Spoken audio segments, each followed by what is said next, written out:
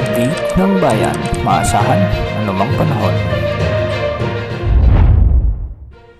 Magandang araw po sa ating lahat. Narito na ang pinakahuling update sa magiging lagay ng ating panahon sa araw na ito at sa mga susunod na mga araw. Sa kasalukuyan ay patuloy na nakakaapekto ang habagat o southwest monsoon sa malaking bahagi ng ating bansa at makikita nga natin sa ating satellite animations na may mga makakapal na kaulapan ngayon na nagdadala ng maulap na kalangitan at minsan ay malalakas na pag-ulan.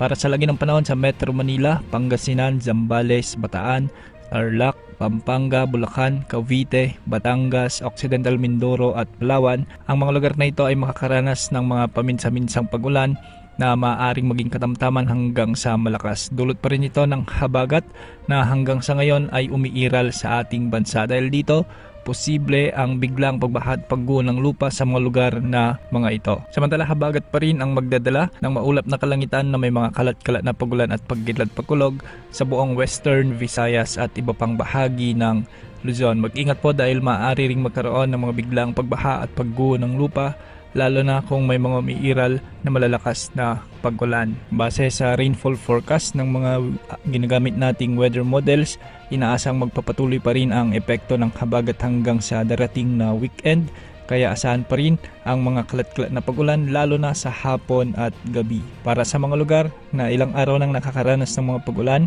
maging handa at mag-ingat po sa mga posibilidad ng mga pagbaha at pagguho ng lupa sa inyong mga lugar. Samantala, sa nalalabing bahagi ng ating bansa, asahan naman ang bagyang maulap hanggang sa maulap na kalangitan na may mga pulupulong pag-ulan o thunderstorms, lalo na ngayong hapon at gabi. Posible pa rin ang banta ng mga pagguho ng lupa kapag may mga umiiral na severe thunderstorms. Paalala, magdala ng payong o kapote, mag-ingat sa pagbiyahe, lalo na kung may mga malalakas na pagulan at patuloy na subaybayan ang mga susunod na abiso ng pag-asa para sa mga pinakabagong ulat panahon. Sa ngayon, malayo na sa ating bansa ang bagyong Domeng, ngunit patuloy nitong hinihila ang habagat na nagdadala ng mga pagulan ngayon sa ating kapuluan.